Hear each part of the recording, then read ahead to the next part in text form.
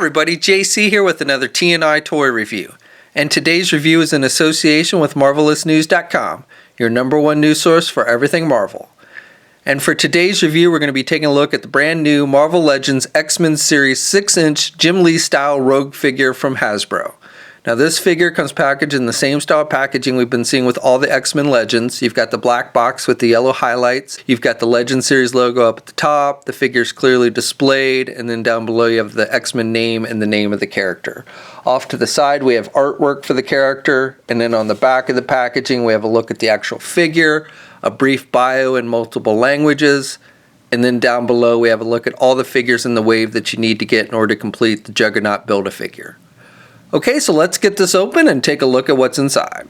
Okay, so here's a look at the figure outside the packaging along with the other content. So this figure comes with the left leg for the Juggernaut Build-A-Figure, and we'll be looking at Juggernaut in its own video review probably later this week or early next week. We've got San Diego Comic-Con coverage beginning tomorrow, so that might take up some of my time. But again, I'll try and have that up either at the end of this week or early next week, so be sure to check back for that. Now besides the Build-A-Figure piece, we get this right hand, this ungloved hand. So as I'm sure you're aware, Rogue's power is, and really her only natural power is that she can absorb the memories and the abilities of others that she touches. So basically they've given you, and to do that, she has to have, her skin has to come in contact with your skin or whoever she's trying to absorb. So basically they've given you this hand so you can touch other people and then absorb their powers. So the other powers that you always see Rogue have, super strength, flight, things like that, actually come from Captain Marvel. Back when Rogue first hit the scene, she was actually a kind of a bad guy, and she ended up absorbing Captain Marvel's powers. In fact, she absorbed, basically the longer she touches somebody, the more she absorbs. And she ended up touching Marvel so long that she basically permanently absorbed her powers. And for a long while had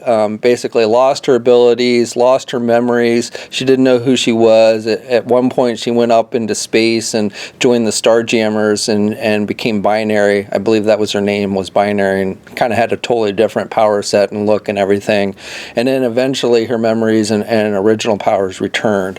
However, Rogue still retained those powers as well. So again, that's why you see her fly around and have super strength and things like that. So for the figure itself, coincidentally enough, this figure uses the same mold as the Marvel figure. So really the only different parts are the upper arms, because we've got this sculpted part of the jacket, which is sculpted. The rest of the jacket is a separate piece, but the arms are sculpted on there. The lower arms are from Captain Marvel and the hands are from Captain Marvel. Now you'll notice, and probably saw when I was switching out the regular hand, this part of the glove is a separate piece. So again, that's why it's the same hand as Captain Marvel, even though Captain Marvel doesn't have that extra part on her glove.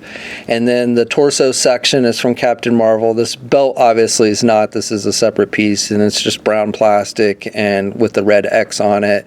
And then the legs are all from Captain Marvel. Now you'll notice Captain Marvel doesn't have these long boots that kind of stick out near her knee, but this is actually this top piece of the boot is a separate piece that's just they slid over the leg, and then the second little green band is also a separate piece. So if you removed these, then the legs would look exactly the same as Marvel. So it's a pretty interesting way that they did the boots there.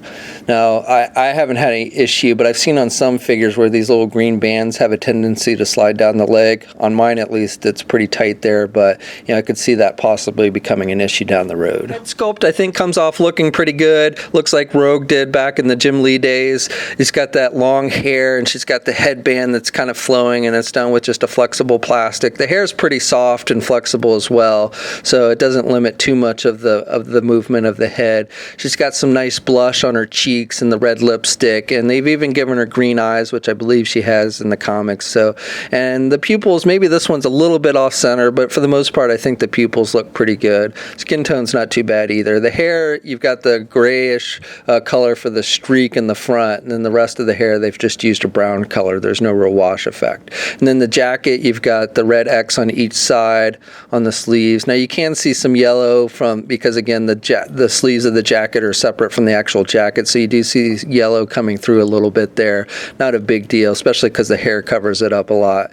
And then I do have a little bit of a paint blemish here near the thigh where you can see some yellow impeding on the green, but again, not that major of a deal. The rest is basic paint applications. You've got the yellow and the metallic green, which I do like the metallic green. I like how that comes off looking. And then you've got some black up here for the X on her chest and these little lines near her shoulders. So this figure stands about 6¼ inches tall. Here she is next to the Marvel figure, and Rogue is a little bit taller. Here's a comparison with the Toy Biz Rogue, and Toy Biz gave us a decent Rogue other than the face sculpt. The face sculpt was pretty bad on this one. This figure was included in a box set, so you had to buy an entire box set to get this one back in the day. Okay, and finally here's a comparison just for fun of all the X-Men characters that appeared on that classic Jim Lee #1 gatefold cover back in the day. Now I don't have the Jim Lee style Jean Grey figure that Hasbro put out. I'll definitely need to track that one down since I have pretty much the entire Jim Lee team now. And then I also am not showing the Professor X since that figure is in a classic wheelchair as opposed to the futuristic one. But we do have the Hasbro Magneto here. We've got the Hasbro Psylocke. We've got the Toy Biz Gambit, and that's why Gambit's a little bit shorter here. We've got the Toy Biz Colossus. We've got the Toy Biz Jim Lee style Cyclops. And if you're listening, Hasbro, this is a figure that definitely needs to be updated.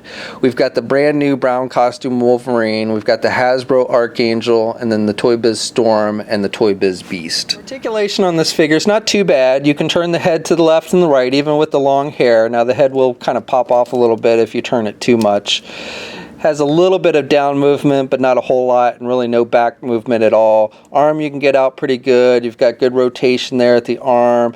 You've got the single hinged elbow like we usually see with Hasbro female figures, so she can bend her elbow about that much. And then she does have rotation there at the elbow. She's got rotation at the wrist, and then she has the hinges on the hands, so she has the up and down movement with the hands. She has a midsection joint, so she's got rotation there at the midsection. Not a whole lot, really no crunch there at all. She can look back a little bit. The legs are attached with ball joints, but with the way the butt's sculpted, that's about as much as she can do the splits. She can get her leg forward pretty good, but can't really do her leg back very much. She's got the thigh swivel. She's got a double jointed knee, so good bending at the knee, and then she's got hinges on the feet, so good up and down movement with the feet, and she does have ankle pivot and 2 peg holes on the bottom of the feet. Okay, so that's my review. So I definitely liked this figure. In fact, I liked it the first time I saw it when Hasbro debuted it a year or so ago at New York Comic Con.